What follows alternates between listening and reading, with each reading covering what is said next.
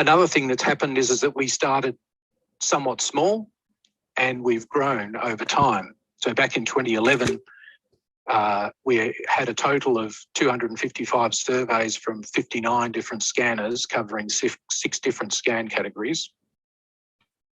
So that was a total of just under 5,000 patient data points overall. But in the last calendar year, that had grown to over 5,000 surveys from 722 scanners across 8 scan categories and nearly 100,000 patients worth of data. So the use of the system has grown over time as the need to implement DRLs and undertake comparisons has been progressed through inclusion in codes and taking up in terms of auditing, particularly through the Diagnostic Imaging Accreditation Scheme. And the fact that we offer the service, sites are not required to use our service, but our service is free and has the reports that are retained so that sites can show them to their regulator. And that's led to an uptake over time. Roughly, we think the current 722 scanners is probably somewhere around about half, maybe to between a half and 2/3 of all scanners in Australia. So we're not capturing everyone, but we are capturing a sizable chunk and a lot more than we did when we started. Because we've been collecting technique data, that's also enabled us to do some analysis of how does patient dose vary with technique. So we published a paper some years back now showing that in our data we were seeing between a 20 and 30% dose saving with the use of iterative reconstruction. And if you're interested, you can see more about our diagnostic reference level service at the link there. It's a bit long. When I put this together, I'd forgotten that we did actually have a short version. So you can just go to www.uphansa.gov.au and up in the top search box here, put NDRLS, or just go to www.uphansa.gov.au/NDRLS and you'll get to the same place. And there's also a list of publications service at the link there. It's a bit long. So finally, I just wanted to talk about some, maybe what I would call some lessons or some notes at least about the way our system works. So our system is set up so that client users only have access to their own data. And this was seen as a key, something quite important to our clients when the system was being developed. They didn't want other people to be able to see their data. So that's the way we designed the system. However, we also designed the system around single facilities. So each facility was separate in and of itself. And while it was once true that individual facilities were standalone, that's certainly not the case now. And so many facilities are part of large networks. And so we've had to look at how we can implement ways of allowing somebody to manage multiple sites. And so one thing we've done is allowed facilities to set up a sharing situation so that data can be shared and one person can manage more than one site. Another design consideration was that we designed it so that you couldn't edit the data that was submitted. You had to put it in and that was it. You couldn't put it in and say, oh, that doesn't look so good, and change it.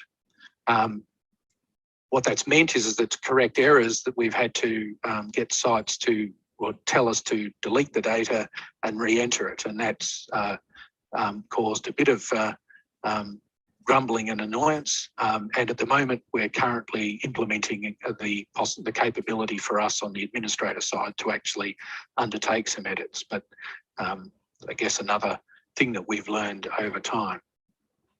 Like a key point about our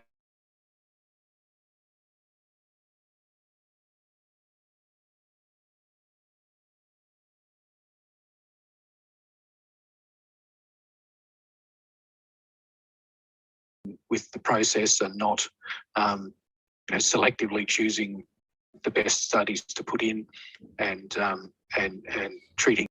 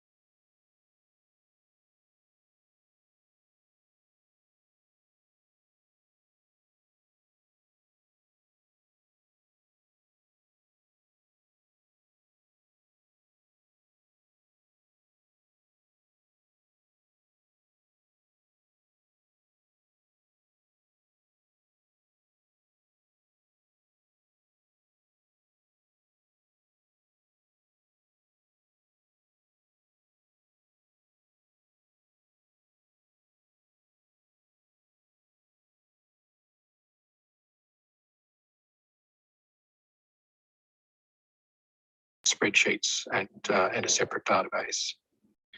So questions to consider if you're doing it yourself.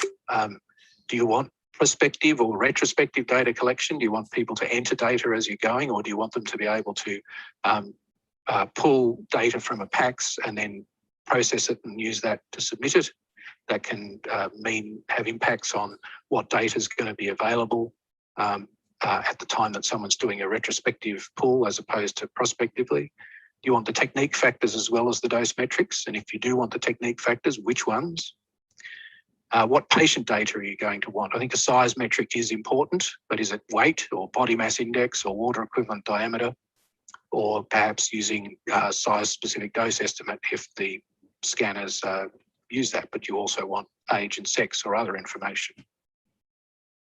And what dose metrics and what part of the exam is it going to cover? In CT, for example, is it the entire examination, which may consist of more than one exam acquisition series, or is it just the main acquisition series?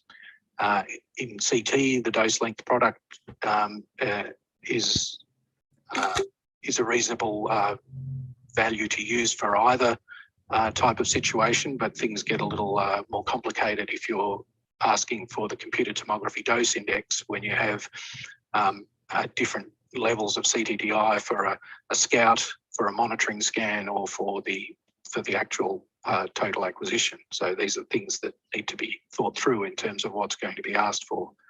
And you need to think about how the data is going to be used. If you're not going to use data, then why ask for it? And then also the privacy and security considerations. Is your environment one where sites don't want other sites to be able to see their data, or is it an environment in which comparison is encouraged, and so therefore there are advantages in sites seeing each other's data, or is the data regarded as patient data and therefore a private medical record? So I think with that I will say thank you and hand over to Anja.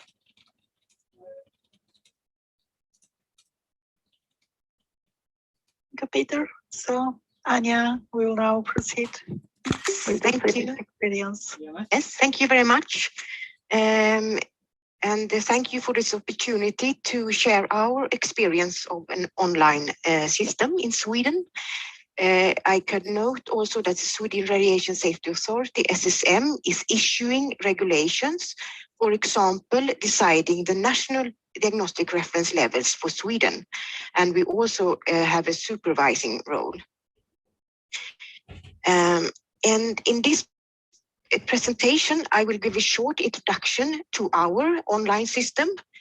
Share with you some observations using it, and lastly, some questions to consider.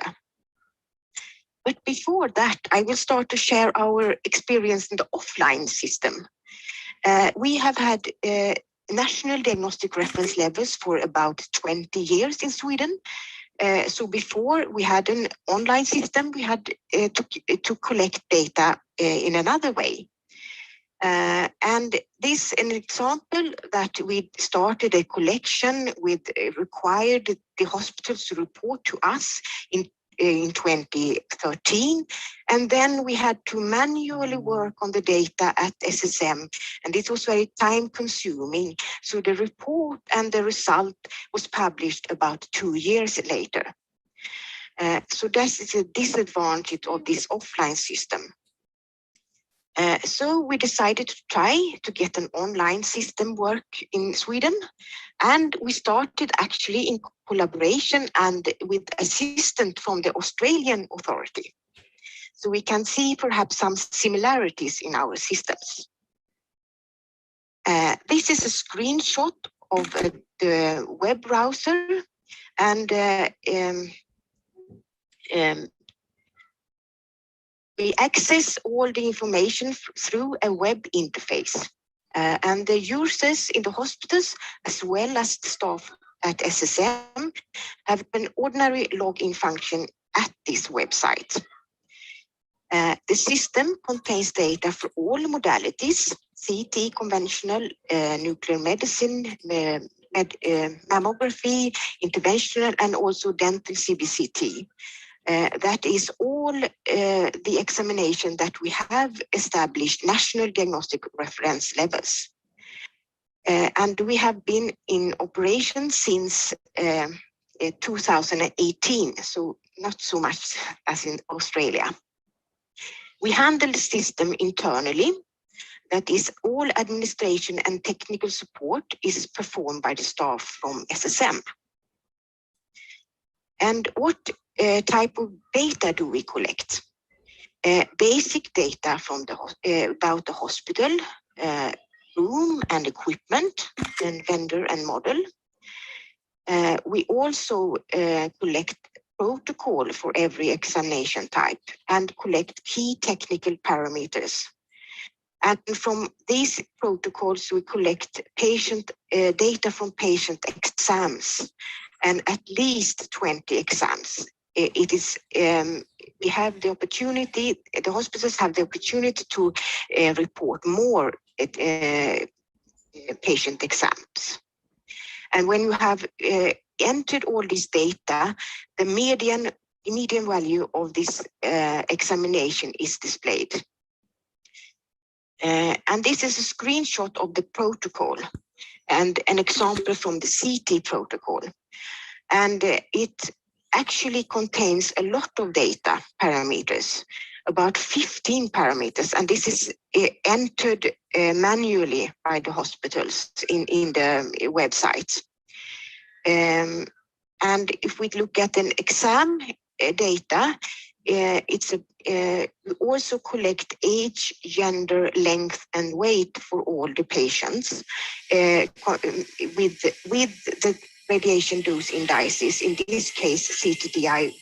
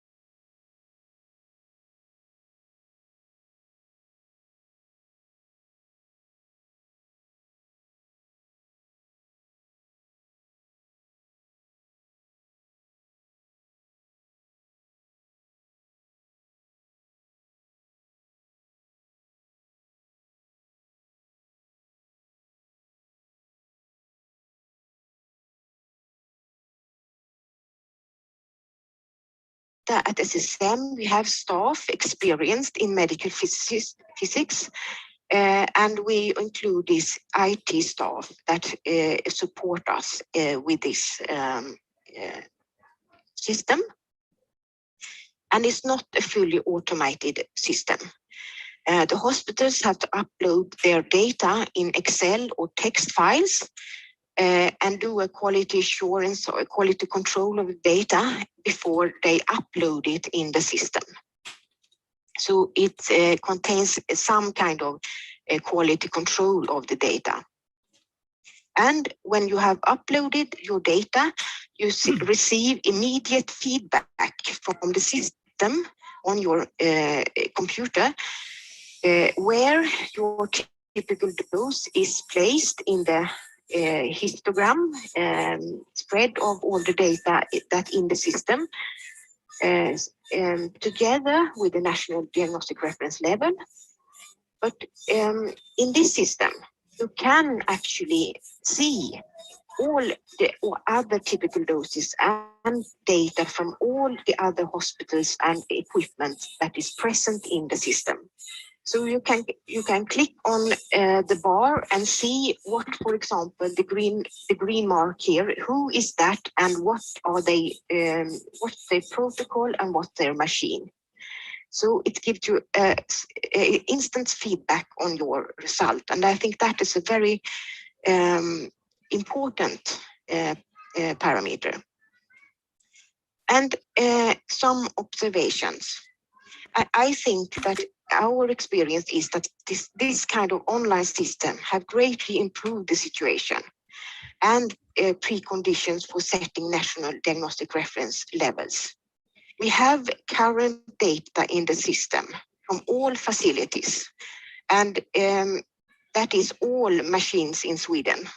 This is a compulsory register of data.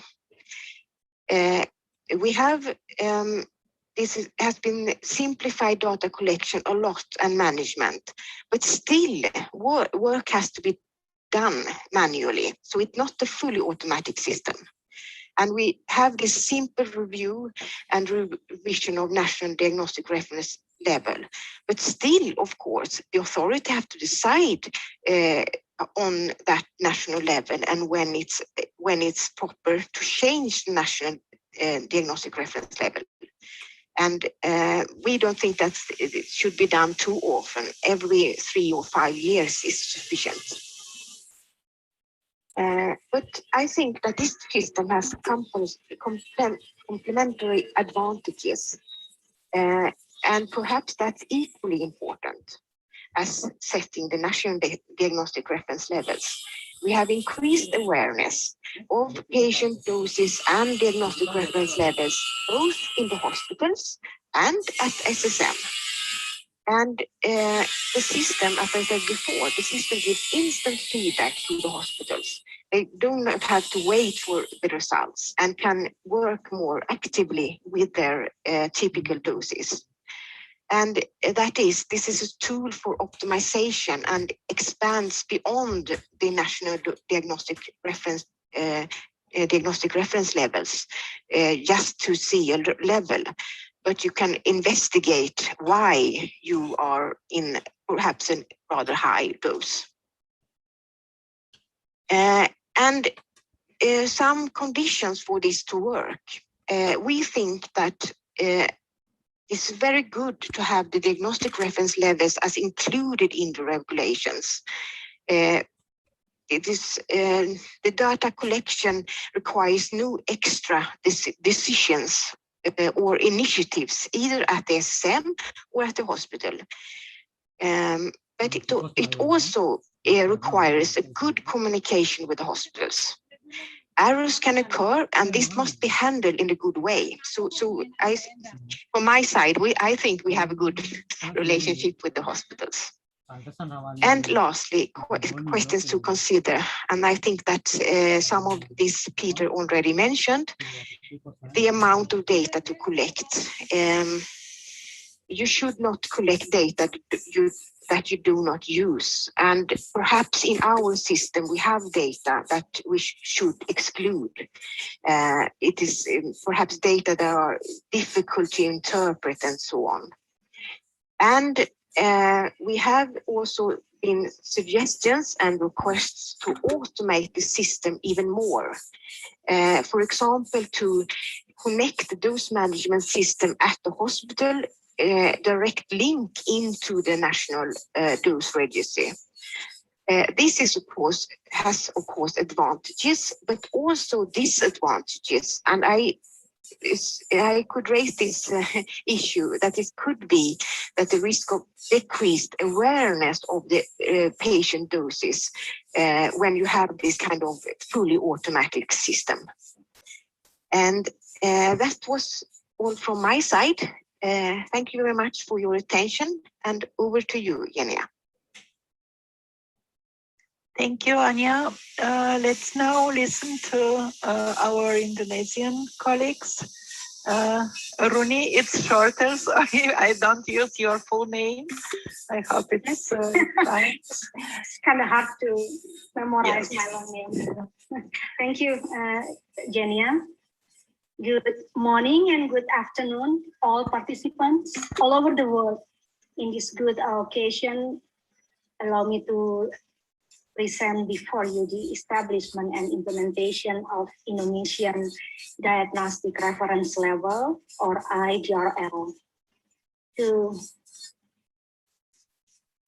begin with, let me share you with the legal aspect of our DRL, which are the government regulation number 33 of 2007 and its derivation, Bapeten regulation number 4 of 2020.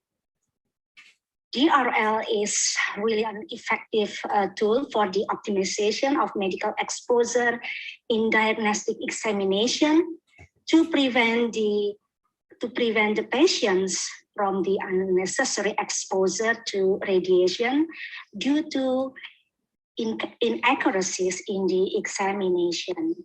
And as has been explained by Peter and Jenia, that DRL is established from the collection of the patient dose data in the hospitals. But in our experience, it was not until 2003 when we started to collect the data from the hospitals in a paper-based way.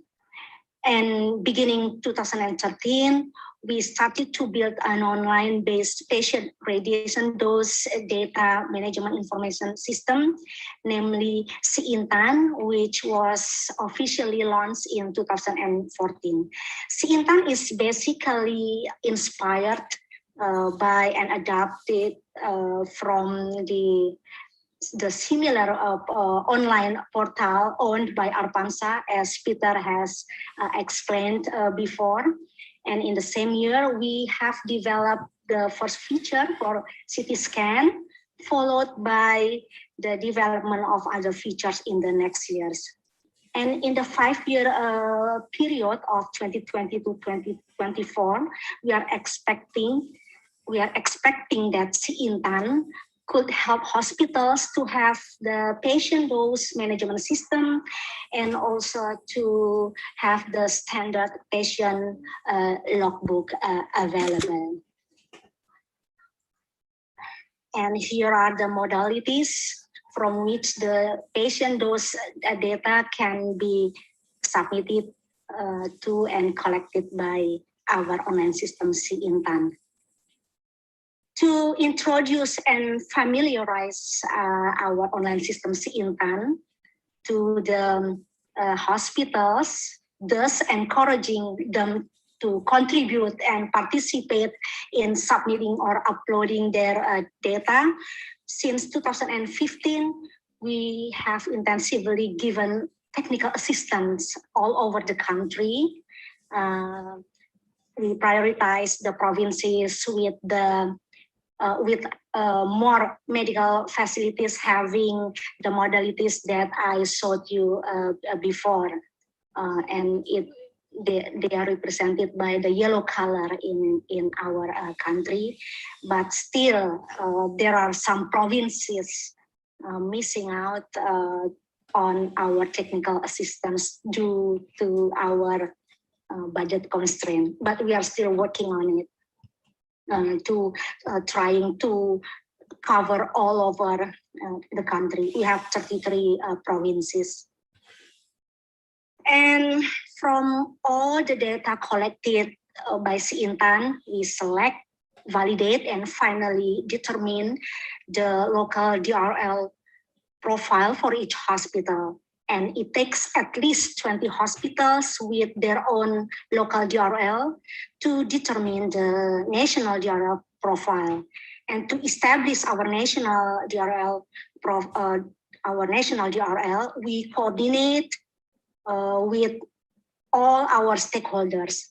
So after coordinating and consolidating and discussing with all our stakeholders, we finally launched the official establishment of Indonesian DRL just last month, on the 25th of May. And at the moment, our first national DRL applies only for CT scan and general radiography modalities, but we are continuing the process for establishing our next Indonesian DRL for other modalities such as fluoroscopy, mammography, dental radiography, and diagnostic in nuclear medicine. And as DRL is a continued process, we have set up the action plans for the next steps, which are the establishment of guidelines for the use of DRLs for optimizing patient doses in hospitals, the inspection conduct to assure the implementation of patient dose optimization has been based on DRL, the periodic evaluation of the effectiveness of DRL in optimizing patient dose about every 3 years, and the establishment of standard definition and nomenclature of examination, the establishment of standard examination protocols, the dissemination of the important role of DRL in optimizing patient protection and preparing programs to support its implementation. And for these 3 action plans, we encourage professional associations to take the lead. And the last one is the coordination with educational institutions to disseminate the important role and application of DRL in optimizing patient protection. To implement our action plan, of course, we involve our stakeholders such as the Indonesian Ministry of Health, the Indonesian Hospitals Association, the Indonesian Association Physicists in Medicine, and also the Indonesian Society of Radiologists, and of course the Society of Academicians. So by that, that's our experience in establishing Indonesian diagnostic reference level. For more detailed information regarding our online system Intan, please check out our official website here. And for my presentation, my team and I would be glad to take questions and comments from all participants. Lastly, thank you for your kind attention, and I give back the floor to you, Jenia. Thank you. Thank you very much, Runi. Thank you, Peter and Anya, for this very nice overview of your experience with the online systems. I think what is common, it's the conclusion that this kind of system facilitate the process, increase the volume of data that we might collect, increase awareness. At the hospital level, the immediate feedback provided to the hospital also support the process of implementation of the review, benchmarking to the DRL process. Of course, reduce the time. It requires, of course, work. It requires some funding, I suppose, to not only establish the system, but to maintain it during the time. But maybe in the human resources from this point of view, it also facilitates the process. And maybe this will be my first question to 3 of you, although I see the questions are already coming, and we'll proceed. How many people, what team of people do you need to maintain the system currently after it's established? Of course, its development continue. It's not just fixed process. Maybe Peter, if you can give us some estimate. Yeah, I mean, I guess within our group we would have 5 people, but we're not all working on the same thing. So it's probably 2 or 3. Plus, we also have some IT people, probably equivalent to 1 full-time person who's just keeping an eye on things running. I guess that's one of the things we haven't really got the resources to develop further. We've actually engaged somebody else to do some development work for us. So there's just the sort of keeping it going, but then there's also the try and improve, expand, adapt. Thank you. Me. Yeah. Thank you. Anya? Yes, I think we are about 2 persons, medical physicists, that are have knowledge about the system and so on, and accessibility to the system. And we have also 2 persons at the IT department that is involved, but of course not full time. And actually we have wanted to develop the system, but we have, as Pete also mentioned in Australia, we have some difficulties to get resources to do this. There are so many other issues at the authority that we have to prioritize, and that is a prioritization, I think. But we want to develop the system more, but we have some difficulties doing that. Thank you. Thank you. And Thank you. In our case, we have 4 people who have worked really they have performed outstanding work. 4 people, including Rusmanto. You might know him, Anya. You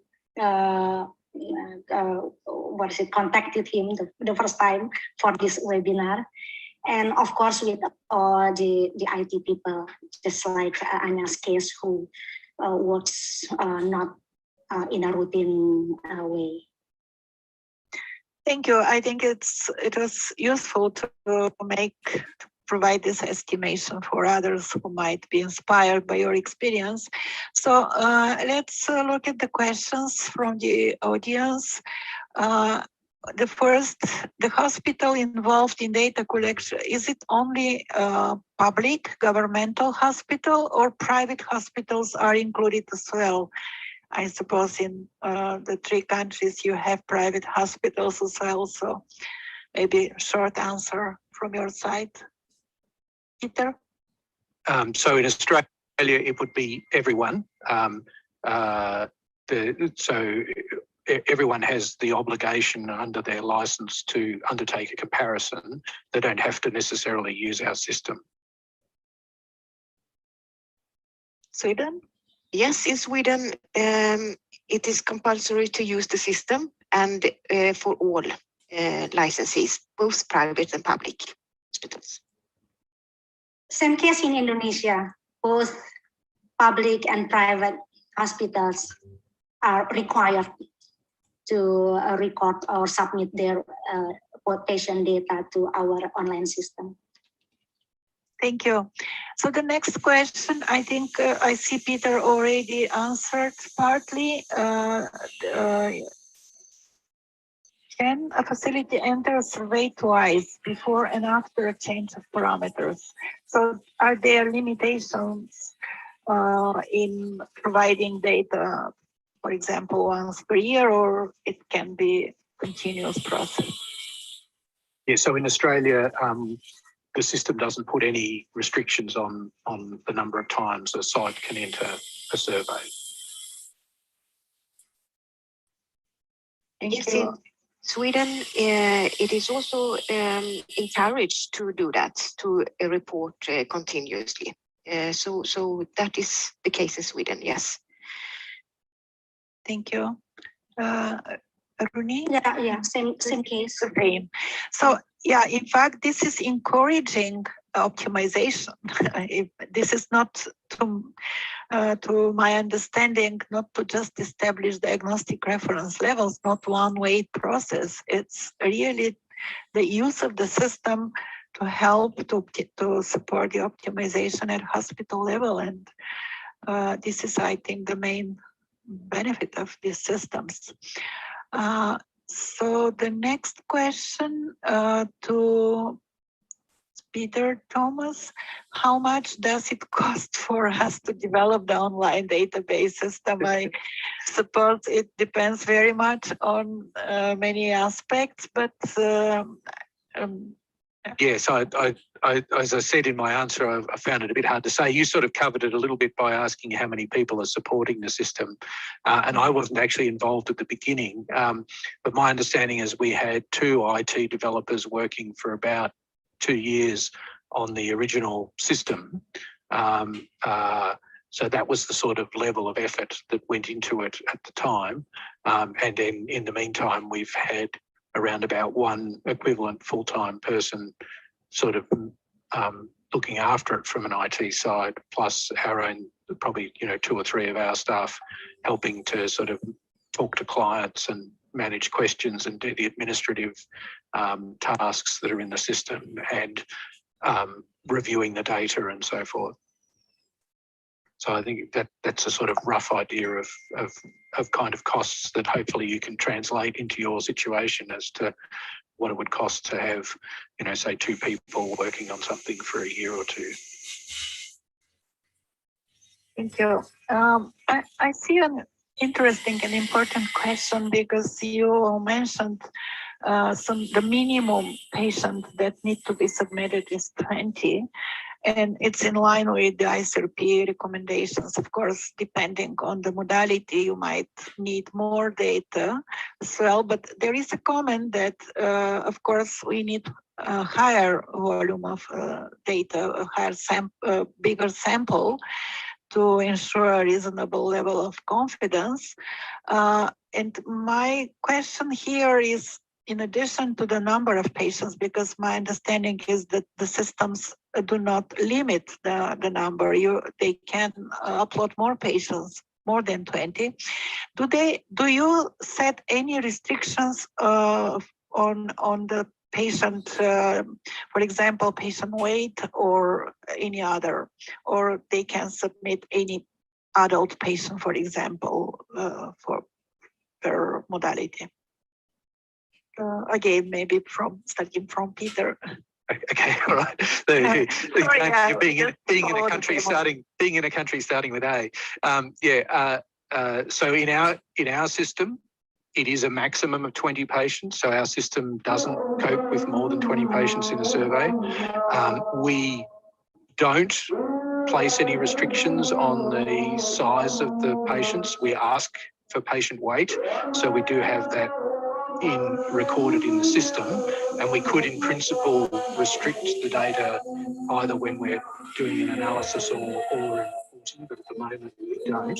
One thing we are doing, which we haven't been doing up until now, so we're about to try and implement, is a process of reporting the median patient weight in the survey, as well as reporting the dose metrics, and also giving an indication of how that median weight compares to the overall median from which the DRL was established, just as a way of indicating to the site whether their patient cohort that they submitted is on the high side, and so therefore might be a reason for why their doses would be high, or whether they're on the low side. So that's how our system works. Thank you. Comments from Anya or Rooney? Yes, I have a comment.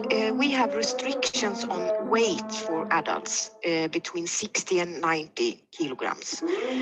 So you can't report outside that range, but we have no limit on the number of patients. And for children, unfortunately, we have age as a restriction. Thank you. And Rooney? We can accept the number of patients. I mean, we don't restrict the number of the patients, and then the system when the hospital give input or submit the data, the system also asks about the weight. But we don't give a restriction because we sort or make category according to the age, from the infant and then the children and then adult. So do you have a specific portal or data submission for pediatric procedures? I mean, do you request them separately from adults? Because Yes, the exams system, can be different. yes, in the system, yeah, the system will ask the data that should be submitted, whether the patient is an infant or adult. Is that answer your question? Thank you. We have. Yeah, I think so. Yes, I think so. And maybe this leads to another question from my side, but I saw something similar from the audience. Do you periodically announce the examinations, the procedures for which there is a call for data? How do you define these procedures? Are they based on, for example, for CT based on clinical indications? How do you?